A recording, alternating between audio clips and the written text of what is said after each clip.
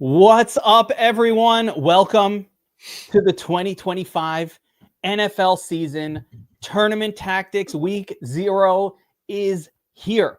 Guys, we are back. The whole crew's back together. I'm going to do the intros, and we're going to get into it, guys. Today, we're talking strategy. We're going to be focused on what are the strategies to take down big tournaments, what's new from the Shark Lab, what are the latest statistics, but breaking it down with me, we got the dream team together. Of course, Bobby 2 times. Got to get the millions, got the millions. BobbyWow is with us. Shark Lab, author of Winning the $1 Million Game, Secrets to the DraftKings Millie Maker. That's what we want to know. We want to get those secrets, Burns. Great to have you. We got Josiah in here, multi-time GPP winner, and the handsome looks of the show, of course. And I'm here, Kevin Allen, aka the Geek, to bring it all together and get it going, guys. I am so excited. It is so fun to have you guys back together. I can't wait to pick your brains. Sorry, guys, and everybody in the chat if I'm a little freaking rusty, but it's been a minute. We got that's what this show is, week 0. And guys, we are not going to be discussing, to be very clear, we're not talking week 1 yet. We'll be back on Friday at 5, like we are every single week, Friday at 5, live to talk about that week's main slate. But today we're going to get into the overall strategies to attack tournaments. We're going to talk about correlation. What are the latest trends in correlation, secondary stacks?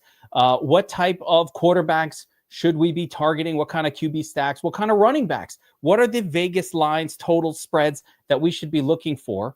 And of course, how much ownership is too much ownership? So that's the broad base, boys. That's the broad base. Let's start with a very, very basic question, go around the table, and I'll start right to left, guys. So we'll start with you, BobbyWow. Give me your general sort of, give me in one sentence or 1 or 2 sentences, your overall, like, what is the most important thing to you when building a tournament lineup? What are you looking for? What are you for? What are you against? What are you doing? What item needs to happen for you to feel good about that lineup? Man, two sentences. I'll give you. How about I give you? I'll give you 2 words. Okay. Yes. Correlation and leverage. There we go. To leverage meaning ownership and correlation meaning correlation. I like it. Burns, got something to add? Nah, I love where Bobby went. You gotta really pay attention to salary construction within your lineups. I know a lot of people are really thinking heavily about some of the higher priced tight ends, but what we have seen over the course of time is that tight ends, especially in week 1, you want to kind of hit that 3K to 4K range because it is wide open. Week 1 is always just a wide open week. You never know what teams are scheming in week 1. It's just brand new. You got a lot of brand new pieces on the team, whether it be defense or offense. So it just makes for a very interesting dichotomy across the board when you look at week 1. So I like where Bobby's head is there, and I agree exactly with his thoughts there. Leverage is key, Josiah. Low owned players. I mean, it's all I've ever cared about is leverage all day, every day. I think the one thing I'll add is kind of treating each week differently, especially the early part of the season. Week 1, Burns, you touched on it. We don't really know a ton of what's going on. Hey, appreciate that, man. But it's really just being open and willing to take those risks. The one thing I'll say to counter Bobby a little bit is week 1, I don't love to force a ton of +2 stacks just because we've seen a lot of offenses struggle a good bit in the early part of the season. So I like to have correlation. That's huge for me, but I'll let the guys who really know what they're talking about make that really easy for me to set up, and then I'll focus on where can I get different. There we go. I like that. And let's stick with that topic, guys. Correlation and stacks and what type of lineups to build. So, we just finished, or we're almost finished with back testing the 2024 season. So a lot of the people watching right now, they were with me in some of those back test streams, and we're seeing some new trends. But Burns, you've studied the trends from last year, and obviously in your book, winning winning the $1 million game. You talked a lot about trends, but you were talking a little bit beforehand. What are some of the changes, or what are some differences from last year that we might be using and to adjust how we attack big tournaments this season? And I'm talking QB +2 versus QB +1, flex position, all of that. Yeah. So I was looking at it this earlier today as well. From a stack perspective, primary stack, which is your QB plus, your WR, tight end, running back from the same team, or you have a pairing with the opposite side in that game as well, plus another stack within that lineup. That was a primary building point across all the top lineups that won the Millie Maker last year. When you look at breaking it down even further, and you look at stacks that are like three stacks within the same lineup, that wasn't as heavily influenced or utilized within winning Millie Maker lineups last year. There is a trend, and it happened about we were talking about it before this, and I was mentioning it a little bit.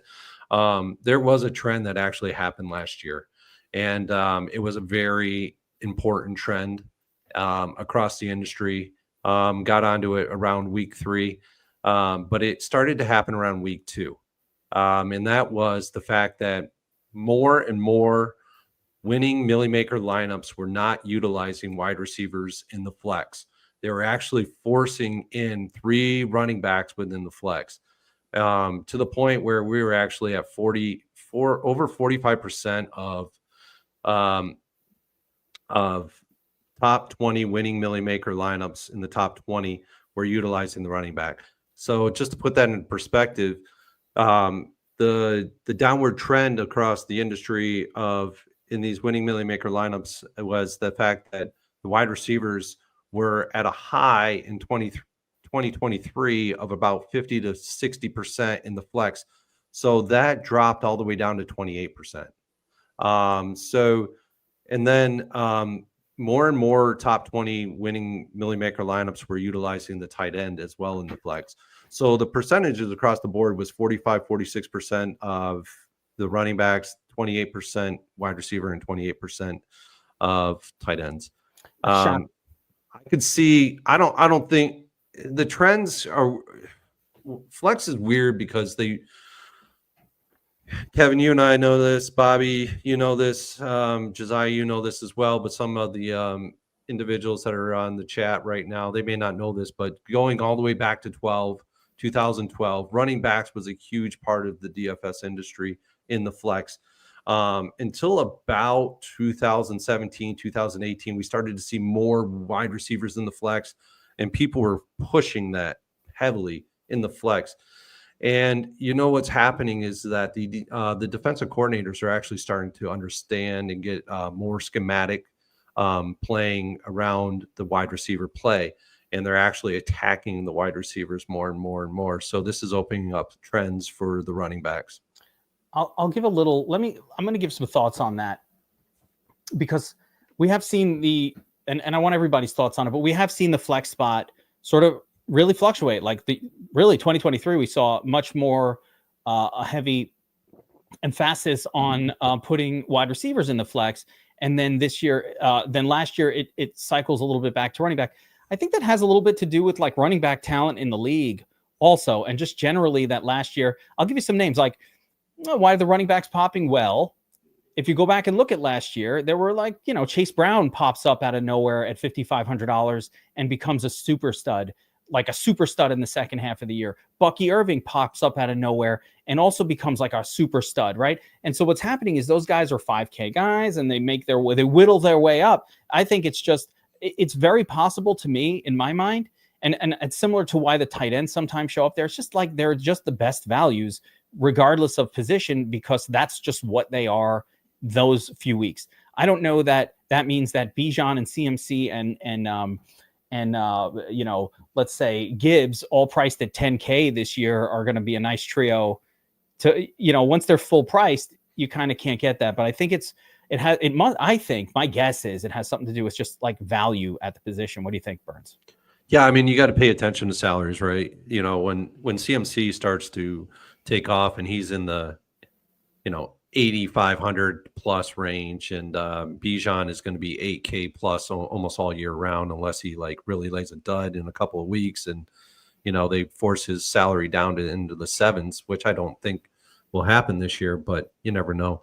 Yeah, you're not rostering 3 guys that are above 7K. I mean, it just doesn't make any sense, from a salary construction perspective.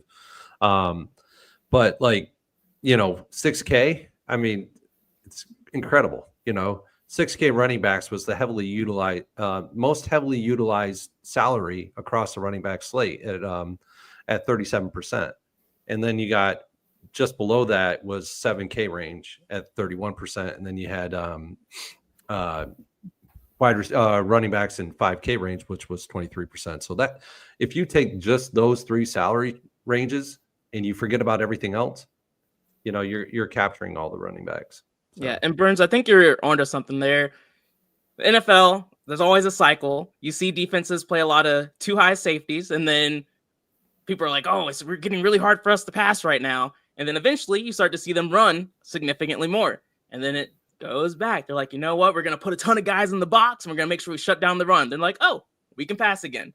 Yep. So it just kind of goes back and forth. You see it happen between a game. It just kind of varies depending on what the defenses are doing. Things change year to year. Let's not forget also that within the last couple, really, it's been in the COVID era, I'm going to call it. It's been very bad quarterback play at times. And, it's gotten to the point at times where there were only really 6 or 7 kind of acceptable quarterbacks in the entire league, and everybody else was a turd. And, so those things kind of change. Like they go a different, they adjust and they cycle through. I think we have a very deep quarterback group this year. And I guess that kind of gives us a segue to move on, and let's just get position by position and kind of talk a little bit about at least not every position, but the important ones like QB stacks, but especially picking which QBs to build lineups around. BobbyWow, I don't know how you do it sometimes. You pull out names and they smash. How do you do it? Well, I think everyone, including the chat, does it. So it's not just me, that's for sure. But I think what we can do is we can look for indicators, right? Like we can look for different signs. We talked about ownership leverage being one of them. One of the other things we look at, and using the tools that DFS Army has, we like to look at the value, right? Like the fantasy points per dollar projected for that quarterback. Because you might have somebody who's going to smash, who's expensive, but then you might have somebody who's going to still play well, who's significantly cheaper, that offers you some savings, not only for the quarterback, but also for, his stack partner, his wide receiver, tight end, whoever you're pairing with him. So, I think looking for value is key when it comes to trying to identify quarterbacks that might be kind of like the sleeping beauties of the slate. Low own value. Burns, what are the, and Josiah, I'm gonna get to you in a second, sorry man, but Burns has this stat, so I want to know what it is. What type of quarterbacks showed up in Millie Maker lineups or top 20 Millie Maker lineups last year? Home, favorites, away, underdogs, high total, low total. Who was showing up? A lot of the times they gravitated to the home favorites. It was 33% that gravitated to the home favorites. 33% doesn't seem like a huge percentage. Doesn't seem that much. It doesn't, but when you really look at it, that's over the course of 17 weeks of 20 lineups per week. So you're looking at an absorbent amount of lineups, and so 30% of those lineups is rostering a home favorite. At 33% of the time. The second best was away favorites, and that kind of leads towards the trend that we've seen in the past, where home and away favorites are the quarterbacks to attack more often than not. What is the total for quote unquote favored QB? It is 60%. 60%. So meaning underdog QB is still showing up at 40%. So that's not don't ever use the underdogs. So of that underdog group, are we talking away underdogs? Are we home underdogs? Is it home teams? Home at about 25%. So primarily home, but Yeah. And if we break it down even further and say you want to attack team totals over 25 versus under 25, right. that kind of thing. So home underdogs, if you're going to attack home underdogs, you want to attack them with an implied team total of 24 or less, and you want to attack a game total of 45 or greater. And that showcased in home underdogs at 70% of the time. So that is primarily where you just want to reside in the Vegas lines. Now, if we look at home favorites, it was heavily influenced at the game total of 45 and greater, implied team total of 24 and greater.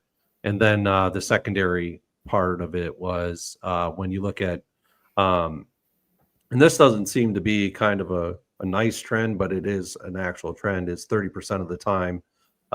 It was the game total was under 45 and under 24 for the implied team total. So when you look at home favorites, you really want to attack the spectrum of 45 and greater, 24 and greater, 45 and less, 24 and less. So, and those are 52% and 30% respectively. So I like it. Josiah, we're talking stacks for a sec. We're talking quarterback position in stacks. And we did our back testing, right? And I noticed, again, some trends. Pocket quarterbacks are generally showing up with at least two players. This year we did see a little bit more, one of those guys being a running back. But the running quarterbacks frequently, especially Josh Allen last year, showed up a couple of times. Naked, or just by himself out there. So how do you feel about that? Like when I use the domination station, there's a couple of different ways to approach it. I definitely lock in at least one, even for the Josh Allen types. How do you feel about that? Are you okay with naked running back quarterbacks in your lineup? I feel like I'm the wrong guy to ask about that because I'm the still not okay with it. I'm always just going to put the +1. There's certain guys who have proven they don't need anybody. They can do it by themselves. But even a Josh Allen, I'm almost always going to have a +1. Typically, you'll be a tight end with a guy like Josh Allen. But yeah, I'm still forcing at least one with even mobile quarterbacks. Maybe it's just me being stuck in my ways, but it is what it is.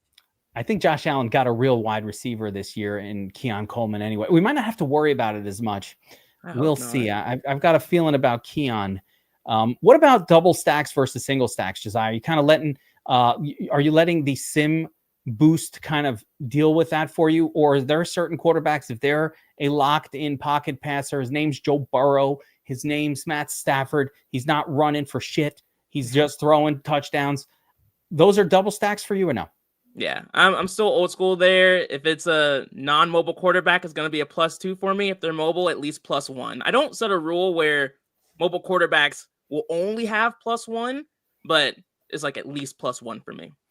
Yeah, B-Dub's already got that week 1 stack looking good, and it does look good in week 1. So I'm with you. I want to go around the table here, though, and talk and stay on that correlative stacks concept. Wow. Are you running single stacks, double stacks, any stacks? How are you determining that? Yeah, I think your lineups.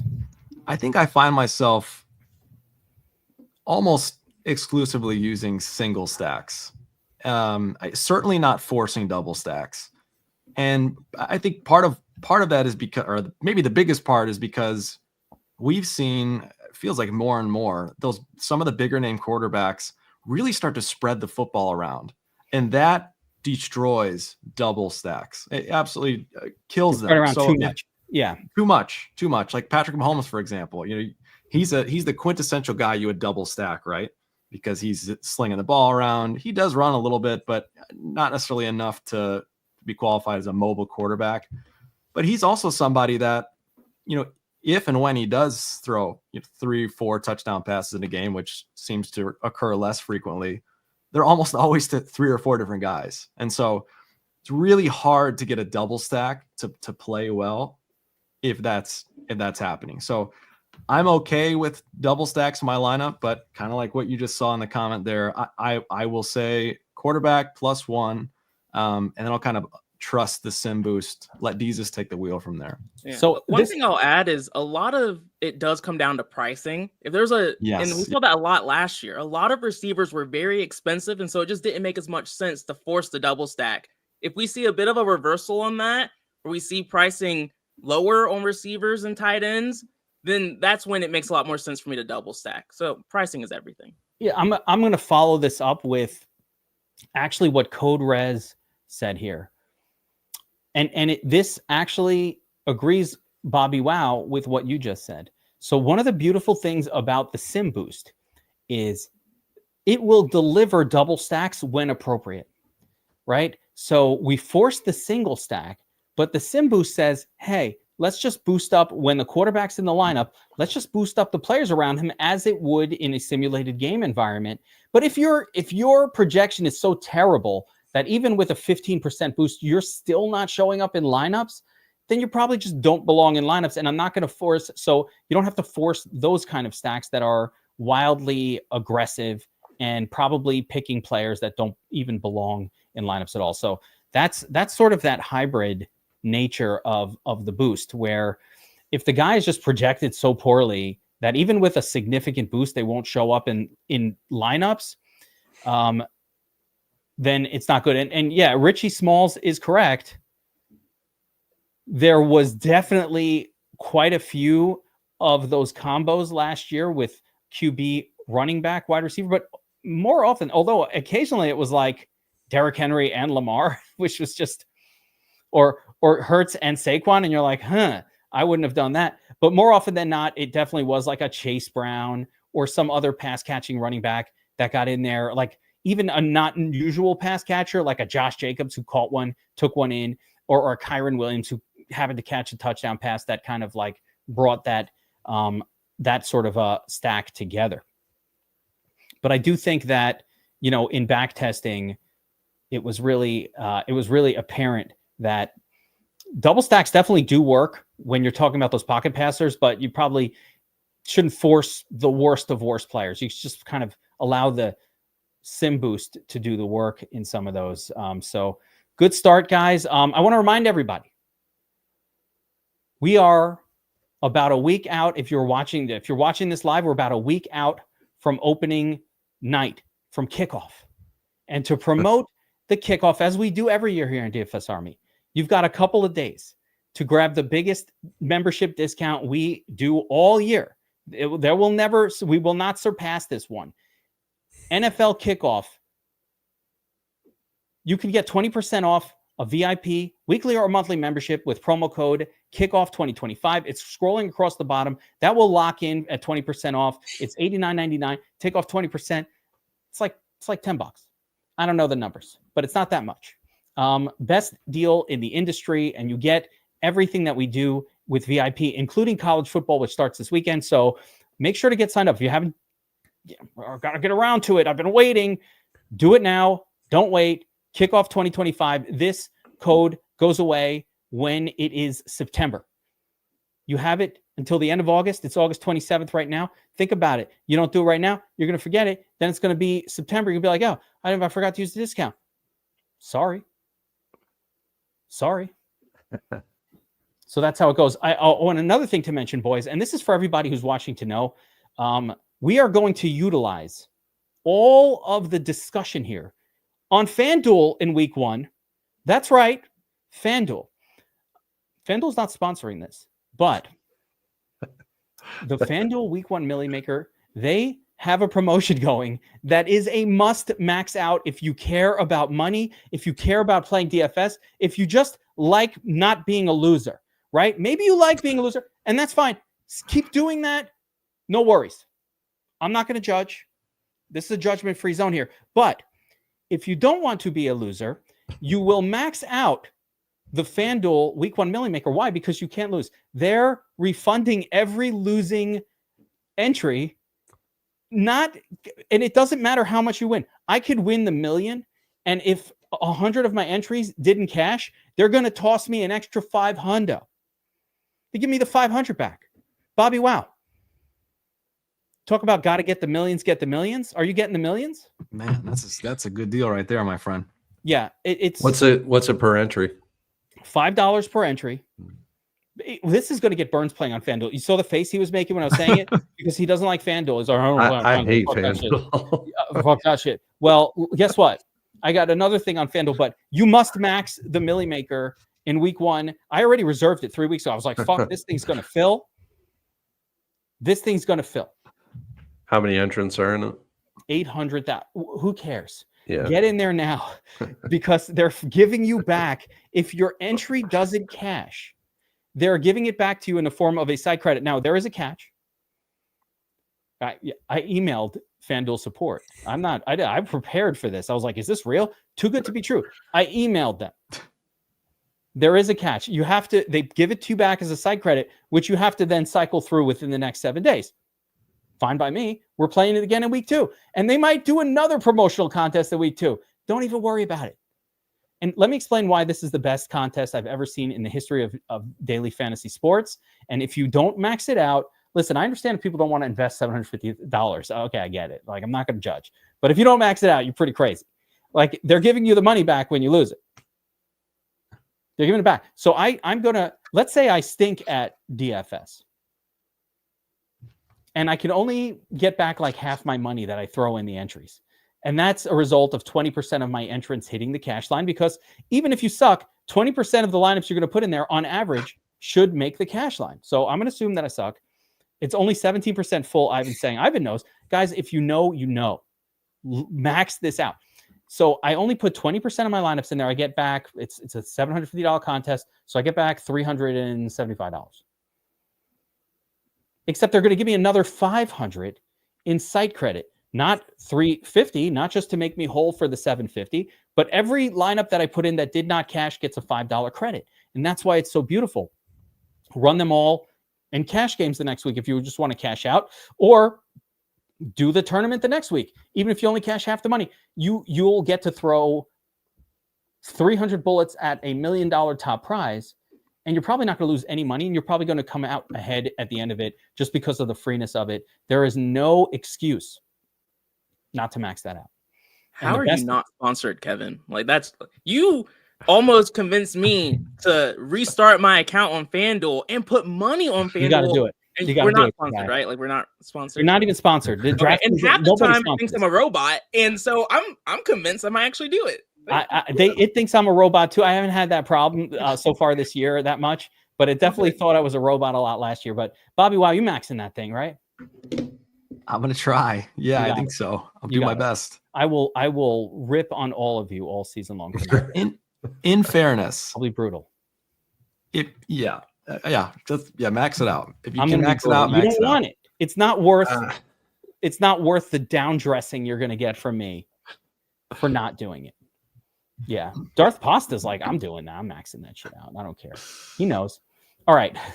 And again, reminder, if you're going to max out the FanDuel tournament in week 1, we cover FanDuel and BobbyWow's doing the FanDuel sheet for us here at DFS Army. Cheat sheets. The Dom Station is ready to rock. And of course, on FanDuel Burns, we are going 100% running back in the flex. It is a half-point PPR format. Yep. 100% FanDuel. 100% running back in the flex on that one, guys. Code kickoff 2025, 20% off. Sign up now. Don't wait. All right, guys. We talked a little about the quarterback position. We talked a little bit about setting up our stacks. Of course, the domination station. The domination station will do this for you, sim boost and all of that. And we have, if you're a DFS Army subscriber, I just highly recommend go watch the back test streams we did just from this year. It's like a tutorial. It's like hours and hours of repeat tutorials. It's going to drill it in your brain until you fully understand how to use the tool and how to set up correlative stacks, and really just how to, one of the things I love about our domination station is just how much control it gives you, the user, how many things you can control. And guys, I'm going to tell you about one thing I noticed in back testing, and I would love everybody's opinions and thoughts on this, because it was let's call it an observation rather than a scientific study. Guys, I noticed that being aggressive with ownership caps produced the best results. And the more aggressive I got at times, even like almost at absurd levels of aggressiveness, meaning controlling for ownership and just getting rid of as much chalk, setting lineups as low as 80 or 90% total P owned. And the results were significantly improved over not capping it or capping it softly. So I would like everybody's thoughts on this. There's a lot of hype that goes around about like contest simulations and all of this. My theory is all that is really just finding low owned lineups, right? The most plus EV lineups are going to be the lowest owned combinations with upside, of course. So I'd love your takes. And Josiah, I'll start with you. What do you make of it? We were in backtest mode. We were getting, the more aggressive I would get, I kept thinking, man, this is going to be bad if I just put it to 80%. And it just got better. And it would put, instead of just one beautiful little lineup that would pop, in the top 100 or the top 20 or top 10, I was getting 6, 7, 8, 9 in the top 100. I'm like, wait, what's going on here? I've never even seen this. It's not even like the one is like a 240 and the next one is like 196. It was like 240, 236, 229. Whoa, wait a minute. These are all top 50 lineups. What do you make of that, Josiah? Yeah, I mean, we're heading into week 1 when it's the absolute worst, but it just speaks volumes to how bad the groupthink can be. Like, everyone just gets super stuck on like 1 to 2 players. You see them get to 30% ownership, and there's multiple running backs and receivers who are usually 20 plus owned. And by you controlling the ownership cap, you're still going to have exposure to those chalky guys. You're not Xing them out of your lineup or anything like that, but it makes sure that you're also getting unique in at least like 2 to 3 spots, which is exactly what you're looking for. So, I mean, to me, it's simple. That's why I love to focus so much on those leverage plays, because the chalk will work itself out into my lineups naturally because of the way the domination station works. I want to focus on those low owned plays. And for you, the domination station will do that for you if you don't want to get weird like I like to do. I like it. Burns, what are your thoughts on ownership leverage and just the observation that we've come up with in backtest mode that, whoa, the more aggressive I seem to be getting here. And of course, there were some weak exceptions, but more often than not. And our one of the conclusions that we came up with, I had one of the subs actually did a study on it. And one of the conclusions we came up with was, as long as you keep doing, like, if you're going to do it every single week. Don't stop doing it just because it didn't necessarily work that great, because it's working maybe 60 or 50% of the time. But when it works, you're killing it. So what are your thoughts on that? Yeah, I guess it ultimately comes down to contest structure too. You don't want to really get into it when you have like 100 to 200, 300 entrants, and that can kind of like screw you royally if you're paying $200 per entry, and you're running that kind of a lineup. But yeah, I mean, when you look at the milli makers and you look at the mini maxes and the $3 play actions, by all means, it's just the way to go. But I can actually see that trend working really well. But pay attention to your randomization as well, because if your randomization's high as well, it's going to actually kind of offset each other there a little bit. So I wouldn't really go low with the ownership and then really high with the randomization, and then high with the uniques as well. So I would kind of, you need to have a happy medium there. Especially the uniques. I did not find that I needed to go crazy on the unique. I think 3 is probably good. BobbyWow, there's a song that mentions BobbyWow, and it says, "What would BobbyWow do? Fade the chalk. I unfriend you." Right? Fading the chalk, low ownership. It's been what you've done. You've won millions. Yeah, I don't know that I'd say anything different. I think these guys kind of summed it up perfectly. I guess what we'll get into, I think, more and more as we start talking about specific players and plays for week 1 is you don't just fade chalk just to fade chalk, right? Like, it's very easy to get in that mindset where, okay, this player's, and I find myself falling into the trap, this player's super high owned, I'm fading him by default. That's not necessarily what you have to do. Like, there are intelligent fades and pivots if you will. And so, yeah, again, I think that more of that will come as we talk about specific players during week 1, which, man, I can't believe we're not talking about week 1 at all. It's killing me, but I get it. We're holding off. Week 1 I know, I get is it. a ways away. I will get you excited about something though, BobbyWow. And again, not to go back to FanDuel stuff, but FanDuel has changed their showdown technology as well. And FanDuel effectively copied DraftKings now. So you're now getting the 1.5x captain on FanDuel as well with the 1.5x salary. So they've fixed their flaw in the showdowns. It's going to change everything. So why did they change it? Because too many people are tying? Yeah, because it was lame. Like they just wanted to not copy DraftKings originally. So they said, oh, we're not going to make it 1.5x. And it just turned out pretty lame. And you just would put a quarterback there every time. And it was stupid. So now they have effectively copied DraftKings and they're allowing the salary to 1.5x. And therefore, still not the exact copy. We got half PPR versus full PPR. So we'll have different strategies. But that's something to pay attention to coming up this year. I'm trying to think of other. So I want to get on another topic that came up during back testing. And I kind of want everybody's opinions on it. And especially since all three of you guys do a cheat sheet for DFS Army. Everybody here in the room has a cheat sheet. BobbyWow, you're doing the FanDuel cheat sheet for us each week. Player pool, cheat sheet, the whole thing. Burns, you have the Millie Maker kind of player pool cheat sheet that you do. Josiah, you're doing a tournament leverage cheat sheets every week. And of course, the Geeks pick sheet goes back to 2011. It's how it all started, right? So somebody in the chat just mentioned this. Let Jesus take the wheel. So do you kind of like let the numbers do the work and throw your week's research out for GPPs, for large GPPs? Not saying you're fully throwing it out, because then using that research rather for your single entries, your multipliers, which for me are my bread and butter contests, right? So I'm using those plays. But how much do you allow in the tournament mix, in the GPP mix, in your GPP entries because a lot of times our research puts us on the chalk.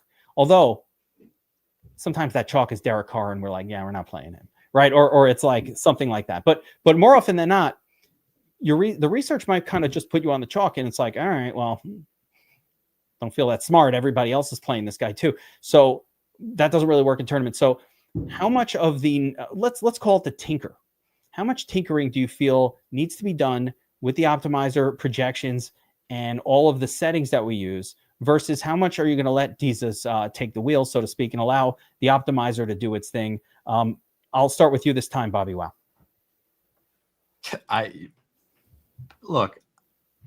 I think tinkering is okay to a certain point, right? You don't want to tinker yourself out of a win at the end of the day. So I think it's both. I think you got to be willing to kind of live in the tension of, okay, here's the research I did, here's where I landed, and then you kind of line that up with what the optimizer is putting out, or what the sim's putting out, and you tinker until you find the healthy medium. So, and that's honestly one of the most fun parts, is you get to kind of trust your gut, right? And sometimes that's a little scary. And sometimes you get nervous and it causes you to tinker more than you should. But that's kind of where the fun comes in. Like, that's where your own inherent bias and your own knowledge comes into play. You're kind of marrying these two things, the research and then the sim or the optimizer, and finding a healthy medium that feels right for you. So I'm not going to say there's a limit to tinkering. I do. The one thing I will say is I definitely over tinker rather than under tinker if I had to pick one direction. So were you tinkering when you built a Daniel Jones Millie Maker winning lineup that time? Was that tinkered? You know what? It was not tinkered very much. I think it might have been massaged once. So it was run 2 times total. There it is. Burns, I know you're a tinkerer, but I will tell you this. I will share this. If you could go watch the backtest videos. I promise you that there were at least 3 or 4 of the weeks where the first button push after putting in the settings And the settings are the sim boost rules, the stack plus one. Generally, what I do also is uncheck quarterbacks that aren't on my on my sheet for that week. But beyond that, and I set some player caps for position. There were 3, 4, maybe five occasions out of the first 13 weeks that we've tested where the first button push put a lineup in the top 20, and a couple of times first, second, third place in the slant or in the flea. Not necessarily the milli, but we didn't quite win a milli maker on a first button push, but in the top 15 first button push. So I was like, man, I don't know, should we be tinkering at all? But then other weeks it's horrible. So then you're like, maybe I should tinker. What Burns, you're a tinkerer. Yeah, I tinker to get the utilization that I want. So if I want, I don't know, week 1, if I want 30% Chuba Hubbard and he's only coming in at 25%, well, then I need to tinker him up, or I need to figure out a way to get him up to the 30% mark. I don't know if that's over tinkering or not, but I do try to do it that way. But you're forcing quarterbacks. You're specifying your quarterback group at the very minimum. No. Yeah, I found that the lower number of quarterbacks that you have in your player pool on any given week will actually lead to better results than a greater number of quarterbacks. I found that the happy medium was 5. And in my back test too. So I believe that 5 is a great number if you really look at it, because you can, if you do 150 lineups, 30 lineups, by those 5 quarterbacks, it's got a lot of lineups. So per quarterback. So, I mean, you're going to get a lot of different variations across those lineups. You're going to get game stacks. You're going to get singles and doubles stacks, so if you go up to 7 or 8 quarterbacks, you're going to minimize the amount of variability that you're going to get across the spectrum of quarterbacks. So that, just having that as a frame of reference. But to talk about the cheat sheets, I remember last year a lot of members were saying, like, who do I select as a coach to follow? I think this is a big deal because a lot of new members don't really know who's who, right? So what I would do is I would look across each cheat sheet. So if you're a newer member, I would look across each cheat sheet that is for that given main slate, or that slate that you're looking at entering lineups into. Whether it be Geek, whether it be Josiah, whether it be mine or Bobby's, and Bobby's going to be more on the FanDuel side, but for DraftKings, look at the guys that are doing DraftKings cheat sheets, and then specifically look and see who's on who, and where they're lining them up in confidence ratings and everything like that. Kevin may have a confidence rating on CMC that's 4, whereas I have it at 5. So you can pretty much know that CMC is going to be probably almost core or near a higher percentage for both of us. So just take that into perspective and say, and then if I have a core and you like my cheat sheets or you like Josiah's and he has a core, well, I would probably be getting a favorable amount of percentage of that player. And so, that's just kind of how to work it. If I'm core on a guy, it's probably because I'm going to be about 30 to 40% ownership plus on that guy. And more likely than not, it's probably going to be a running back where I'm probably going to go almost 50% plus on him in that, because I'm trying to plant a flag. So, and hopefully that planting of that flag leads me to getting more and more lineups into the winning top 20. So there were a couple occasions last year where I was all in on 1 or 2 running backs in a particular week. It was exciting in back testing to go back, because you pull up the sheets from those weeks and you're like, oh wow, I went all in on Chase Brown that week. Good, right? That's totally what I would do. The other guy, Zach Moss, gets hurt. I'm like, all in, let's go, 5,300, and it worked. And so in back testing, Isaiah Garendo, like when Mason, when he gets to start, all of those kind of like super value running backs, all in on that spot too. And I did notice that's not where you want to fade. Like fading ownership is great, but not those spots, right? Those when there's a, when the backup running back on San Francisco takes the full lead horse role for 5K, you play that guy and don't worry about that being chalk. Josiah, how about you?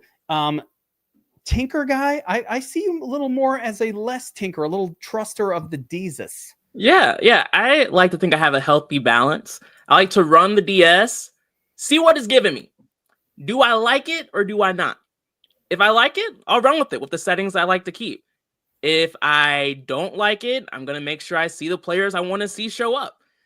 If there's a chalky player I don't like, for instance, I guess I can go ahead and talk about it now. I like to put a really big emphasis on offensive line performance, defensive line performance. When Alvin Kamara was really having a hot start to the season, he lost his offensive tackle, he lost some offensive guards, and that's when things started to trend in the wrong direction, but he was still super chalky. Burns was on the right side of it because of the process he follows, but a lot of people were still eating that chalk, and because of those injuries, that chalk was really bad chalk. So for me, when there's situations like that, then I'm going to lower my exposure to it, even if the projections are saying he's still a good play. So a mixture of both. I love what you're saying about looking for reasons to fade chalk and why. For example, I'll give another example of some stuff like that last year where the Ravens started out and their whole secondary was injured and people were lighting them up in the secondary last season, and they start getting some players back, and all of a sudden our stats all say attack the Ravens with your pass catchers. They're putting up massive yards and all this and that. But the reality of it was, hey, players got they got some players back, similar with O-linemen and especially offensive line or opposing defensive lines. What's going on the O-line? Did they just lose a couple of names? All of a sudden, Kamara goes from smashing to crashing, and you're like, hey, what's going on with him? There are some things going on behind the scenes that need that attention needs to be paid to. Same thing with Breece Hall and the Jets. Like their offensive line was destroyed at the start of the season. Towards the end, they started to get healthier, and oh look, Breece Hall's in the nuts again. All of a sudden, he was kind of good again. See, Thomas, I want to address this question because it's very, very important. I never use ceiling projections for running lineups. The ceiling projections, in my mind, is specifically and exclusively there for a visual for you to kind of get a sense of which players have a lot more upside. I would not use that. But what I do recommend is using our prop projection model, which we have two projection systems in there, our standard model that we've been using for many, many years, which is really good here at DFS Army. But the prop projection model pretty much effectively exclusively uses player props, and it's a proprietary method that we use to take all the props from the best, sharpest books, bring them together, and create a projection for the player. That is far and away the most accurate system that I think has ever been created for projecting fantasy football players. I strongly recommend using it. The industry has not caught on yet. We probably have another year before everybody starts to copy this approach. So I would most certainly be using the prop projection model. But the only thing about that is you really have to be very close to game time, like within 24 hours of the game, to get all of that information out. So you're really not using it until about 24 hours before the game. Josiah, you brought us around to running back. So I want to address the running back. We talked a little about quarterbacks, and most of our wide receivers are just going to be stacked and built around our quarterback group. Let's talk about running backs and how we select ones. Like what are some of the criteria? And Burns, I'm going to go back to you, as this is a new position group. Running backs, the traditional sort of approach is I want running backs definitely from teams that are favored. I want the running back from the winning team. Sometimes the favorite team doesn't win. Doesn't work. But I want running backs from winning teams, favored running backs, and generally not necessarily from the highest total games, although I don't mind high totals. But running back may be a spot that you don't mind maybe stacking up with a defense on a lower total game. So what has your research in the Shark Lab shown about running back selection, going beyond just like, hey, those 6K guys are really good, they're in that sweet spot? home favored? What are we looking for? Yeah, you definitely want favorites. At 70% last year in the top 20 lineups, we're looking at favorites, whether it be home or away. And the home favorites were actually higher percentage of favorability within winning lineups than away at 38% to 32%. But it was 70% overall. But if you had to roster an underdog, I would definitely roster an away underdog. I wouldn't even really look at a home underdog because it's just such a low variability such a low percentage of a favorable outcome. I feel like everybody who's watching this right now needs to put a sticky note on their computer. Just put it on write it down. I'm going to write it. Where's my pen? I'm going to write down, put a sticky note on your computer. Do not roster home underdog running backs ever. I actually, I don't X out players other than quarterbacks, but last year I was starting to get into this trend of Xing out home underdog running backs. Just X. I unfriend you. That's not how it works. And I love that one. But yeah, you at 8%, it is such a low percentage of favorability in top 20 lineups. I mean, if you look at it, we're looking at such a large number of lineups, over 17 weeks. Take out week 18. Week 18 is just an oddity of a week. So if you're looking at 20 lineups for every week across 17 weeks, I mean, 8% is significantly low. So just look at favorites. If you can get really good favored running backs that are home favors, and they meet another criteria, 42% of the time, when the team total, or not the team total, but the game total was greater than 45, but the implied team total for that home favorite was 24 or greater. That was 42% of the time. That was the highest by 11%. So, and then the next highest was just the inverse of that, less than 45, less than 24. And then if you want to get into the favorites, the away favorites, I mean, this is just incredible here. If you had to attack an away favorite, you definitely wanted to attack an away favored running back that was on the team that had a greater than 45 points and an implied team total greater than 24 points. I mean, it was 60%, which is an incredible amount. So basically, high scoring games. Yeah. Away favorite. So, but there's an interesting dynamic on the away dogs, though. The dynamic on the away dogs is you want to attack games that are over 45 points, but less than 24 on an away dog. So you don't want to be attacking the same types of Vegas lines. So make sure that you understand Vegas lines and how it actually really correlates to running back performances. That's so key. I don't know. I guess it doesn't. I was gonna kind of bring up like workhorse backs versus non, but I think it's pretty obvious that we want workhorse running backs who are getting all the carries. I don't even think that requires a whole lot of thought process there. BobbyWow, you are the king of FanDuel. FanDuel is the place for running backs. So when you're attacking running backs on FanDuel, are you inclined to go with sort of the super stud names, very expensive? Are you looking to try to pluck the bargain names that if they pop, give you extra leverage against the salary that they're delivering, which opens up effectively on FanDuel paying up for wide receivers, which are a more volatile position? You can get those studs in there that are going to be a little less volatile, more likely to put up big scores.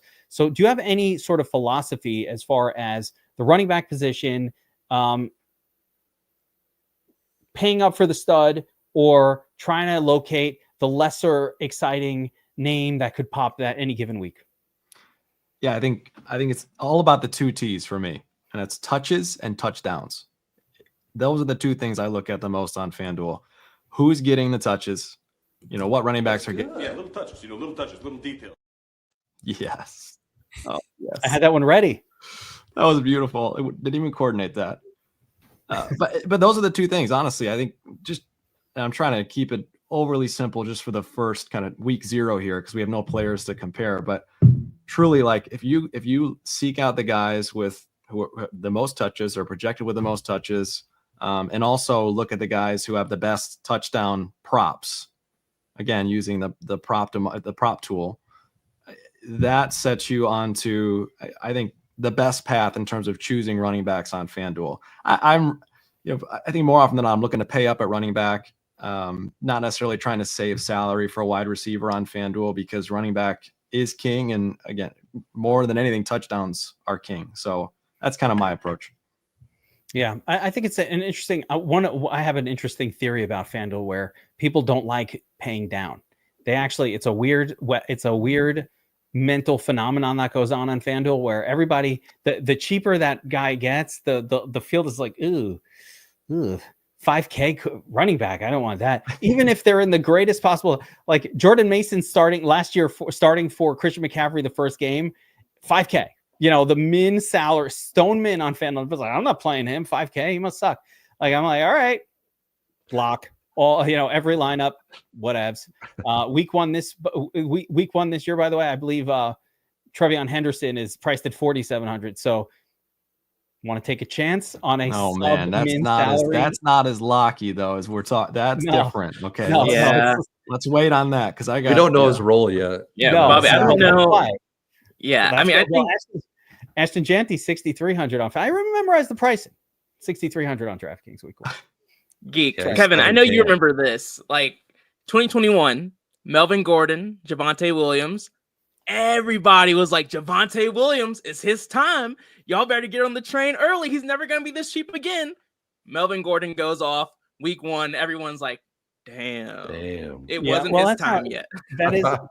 Here we are with Javonte again. Is it his time? Another question to be answered on next week's tournament day. Let me tell you something. I think that scenario might play it out with RJ Harvey in week 1. No spoilers, Kevin. No spoilers. He's going to be all over it. Whoa! If we can't go there, come on, guys. We want to talk about No week one. All right. So I have a important question for Josiah here.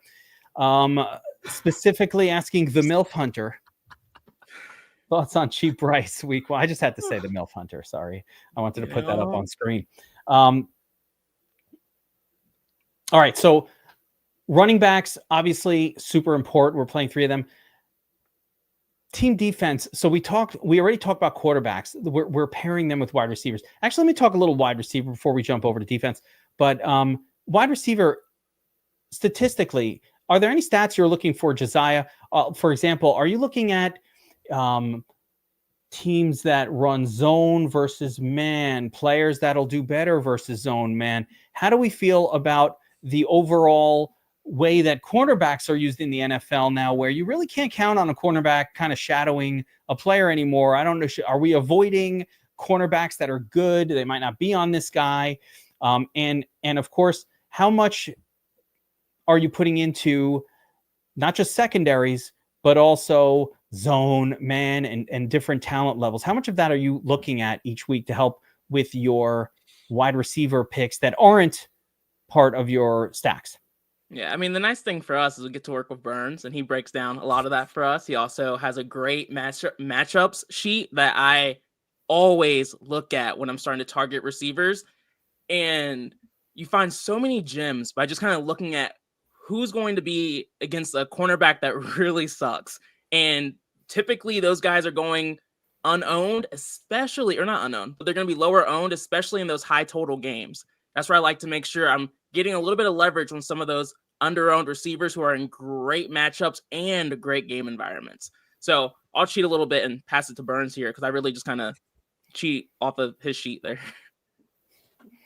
Yeah, the Burns sheet definitely lays out wide receivers in a good spot. And Burns, you produce the cornerback wide receiver chart for DFS Army. It's one of the tools we have here. It's a great tool. Burns, how much are you looking at your sheet when you're making your wide receiver decisions? I look at it. I actually utilize it when I look at receivers versus scheme as well. So it's a part of my model. But receivers versus scheme is such a very important ideology that is going on in DFS right now. You really want to start attacking schemes where a wide receiver is actually very good against a particular scheme. Like last year, there was I can't remember the exact week, but oh man, I'm not in my normal mode this right now, so I'm blanking on his name, but it's the slot receiver for Chargers. Lad Talking about Lad McConkey? Yeah, I'm blank. I blanked. I had it here, and then I went to That's all right. Listen, this is Burns hasn't been on a podcast with us since the last one of these.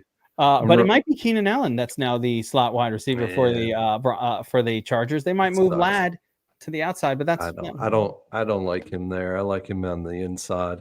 But it was awesome stat. He was destroying man coverage in the slot, and he was facing a heavy man's coverage scheme. And I was like, load up on Lad McConkey week this week, boys. I even think I said it on Tournament Tactics that week. And I was 45-50% Lad McConkey, and I almost took down the Millie Maker last year because of it. But he just destroyed man coverages last year. And I was like, oh, he is. And plus, the slot corner was awful. He gets beat almost on every play. And I was just like, yeah, this is great. So it was just an awesome pairing, right?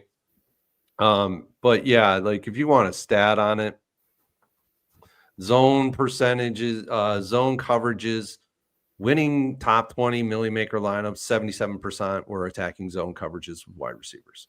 So you really need to understand schemes, and you really need to understand what wide receivers are really good against certain schemes. So man and zone, and then really attack the zone corners that are not very good. Like we're not attacking, Patrick Surtain. We're not attacking this guy, right? He's a shutdown corner. Come on, guys. We're not attacking him. We're attacking guys that are just poor corners that get beat all the time, but they're in a zone coverage, and you got like a JJ that's just going to blow it up, right? That gets 4.9 yards per reception every time he faces a zone coverage. I mean, it's just dynamite. So is it going to always hit? No, it's not always going to hit, but it's going to hit more often than not. But yeah, they always hit, Burns. It wouldn't be it would be too easy, and therefore it would become too difficult. Yeah, true. I have a saying in poker that if the fish don't win hands every once in a while, they're not going to come to the table to keep playing. You accept it. It's going to happen. And that's how it goes. If you have the right matchup, the right data, everything looks good. But hey, guy hurt his leg, banged up his knee 2 minutes in the game, comes out of the game.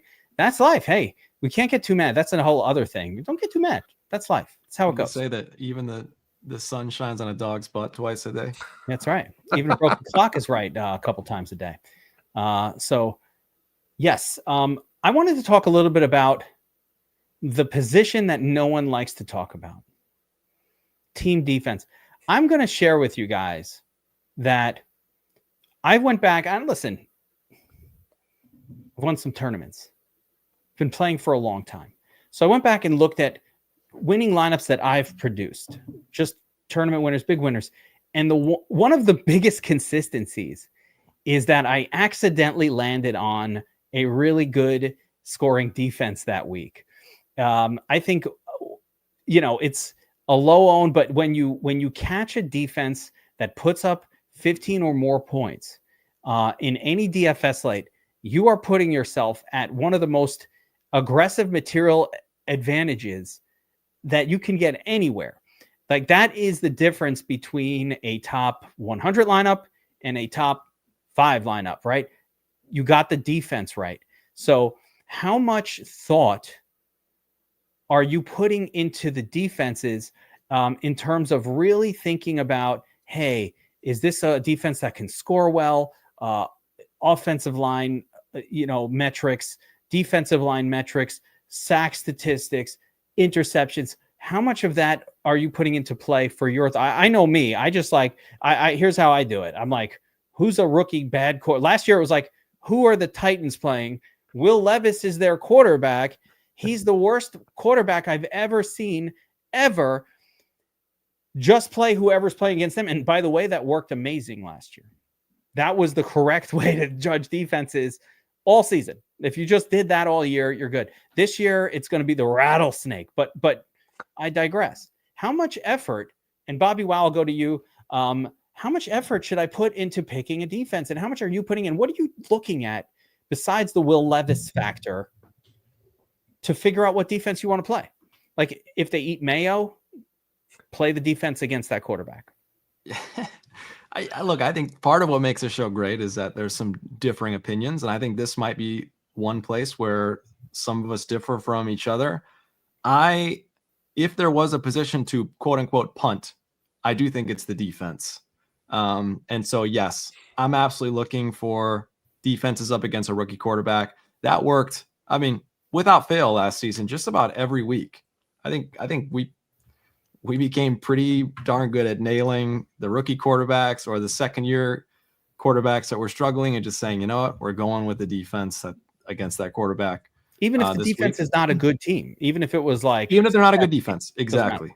Yeah. We're just sticking. That's just become our process, part of the process. So yeah, I think it's that. It's also value. Like again, talk about points per dollar. We'll get into specific teams and defenses in week one. But I want my salary saved for my wide receivers on DraftKings and my running backs on FanDuel. I do not want my defense soaking up valuable dollars that can be spent on wide receivers and running backs on those sites. And so for me, it's rookie quarterbacks, but it's also where can I find the absolute cheapest viable defense here? And that's been my process. That's certainly my cash game approach, but I'm not so sure for me that in tournaments I'm in back testing. You got to mix them up. You got to find you will not win the tournament. Now I'm not saying you have to pay all the way up. I said cheapest viable defenses. I didn't say cheapest. Okay, so this is where we could start getting nitpicky about details. But again, like we can't really, we don't have specifics right now, but I look for the cheapest options that are viable. Arizona is playing the Rattlesnake in week 1. Maybe the worst defense again. Yeah. Not the best defense. They improved. They've improved. Yeah, they got a little bit better last year. Josiah, how about you? What are you looking for when you're picking a defense? Yeah, I mean, y'all talked about it. Attacking. My strategy for offensive players is really trying to pick on bad defenses at low ownership, defenses picking on bad offenses. I've played more defenses against Bryce Young, and I've been profitable for it. I don't think that's going to be the case this year. Fingers crossed, hopefully. He's better now. We'll see. Yeah, there's been times. Mm-hmm. By the way, Roth Cleaning Services, you have just picked the best defense for NFL Week 1.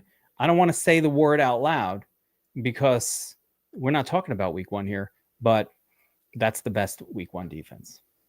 Yeah, we'll see. I got a feeling. Burns, what is your scientific method for picking defenses? It's a lot of shit. I know this is going to be a long one. That's going to let Bobby and Josiah go first. It's a lot. There are so many different metrics that I use to actually secure top end defenses. And I think the Jets in week 1 will probably be the highest owned defense on the entire slate. Yeah. You think they're going to be high owned? That's chalk. I thought I picked the sneakiest play ever. I have one, but I won't divulge it till week 1. Oh no. I was like, man, I'm so sneaky. I think it's going to be the most logical, and you're like, God damn it. That makes sense. Really? Oh yeah, but I'm not saying it here.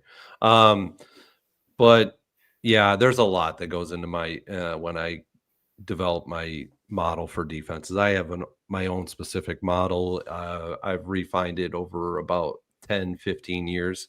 And I can't really go into it because there's so much stuff. Could we It's at least say you're it's putting in the Burns cheat sheet each week, Yeah. all of your models parameters are included in that 5 or 6 team list that you put on your sheet? Yeah. My cheat sheets they pretty much detail everything that from a metric standpoint of why I put a player into the cheat sheet, or why I put a defense into the cheat sheets. But if you had to like just one stat, and if you didn't want to look at anything else, just one stat, I would probably generally look at home favorites. Last year, over 52% of the time, a home favored defense was in the top 20 milli maker.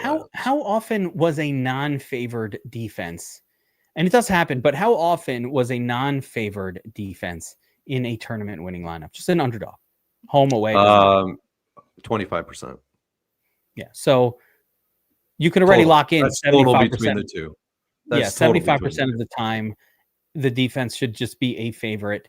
I do remember a game once where I think it was the Jets against the Bills, where the Bills were smashing the Jets, but somehow or maybe the Patriots, but the Jets somehow managed, I think it was a showdown where Jets defense somehow managed to put up like 24 points and still lose the game against, I think it was the Patriots. And so every once in a while, things get weird out there. Yeah. On that point, one thing I'll add is I don't necessarily love avoiding high total games, because sometimes in those high total games, you have bad defenses, but you have some aggressive quarterbacks who get a little sloppy. And that's when those pick six happen. When those forced fumbles happen. So I like to make sure I have a little bit of exposure there too. So that's one strategy I never ignore. I only attack those situations when it's a away favorite. Away favorites. Yeah. Home favors, I don't really attack them. So when you're looking at 45 points total for the game, applied team total of 24 or greater, those are the types of situations that Josiah is talking about. I would attack them with away favorites. There was a game last year. I think it was one of the highest scoring games of the year. Detroit was involved. I can't remember the other team. Again, this was in back testing. I saw it, and all the players went crazy, but also one of the defenses put up like a 22. And I was like, wow, I never would have played that defense, because this game had like a 52-point total. It was an offensive explosion bonanza of scoring. Why would you do this? It's a super contrarian approach as well, too. Yeah. Everybody's on top of, things, the Vegas lines, like, 50 points and greater, applied team total of like 27, 28 points, 30, right? Load me up on the defenses. And that's especially true in showdowns as well. So we start diving into showdowns. That's magnified there, where you can find some gems in some higher scoring games. Yeah, and even underdog defenses have popped in a showdown once in a while. Remember, this doesn't quite take the same kind of score for it to pop on it. Like even a 10 on a showdown is like pretty good. So, guys, a reminder: NFL start of the season right around the corner. And now, and only now, you can get 20% off DFS Army VIP weekly or monthly with promo code Kickoff 2025. That's the biggest promo we do all year. So, we want to get you in here. We want you to become part of our DFS Army community. See here in the chat. Look at that. By the way, awesome. Shout out to over 300 people watching live. That's amazing. So thanks for everybody for hanging out. And promo code Kickoff 2025 at dfsarmy.com. Get in there, get signed up as a VIP. We cover everything: college football, NFL, NBA. Josiah is a big NBA guy with us. Hockey. Can't forget the goons. We got some of the goons in the chat right here with us. Sean and Tattoo, the goons. Don't forget Darth. Darth Pasta's in here. These guys, we put them all together. There's one full mouth of teeth between the three of them.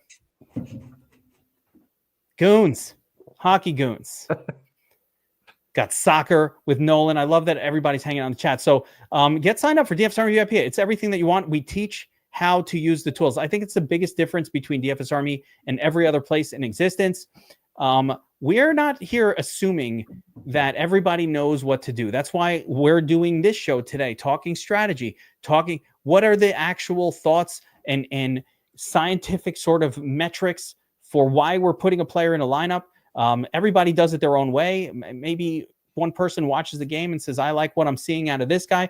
Burns is very numbers related and scientific about it. And you like that approach, you follow Burns. A lot of people love that approach. BobbyWow just miraculously picks the best plays. Somehow he's just like, I like Marvin Mims. And then Marvin Mims goes off for 30 that week. I'm like, how the hell?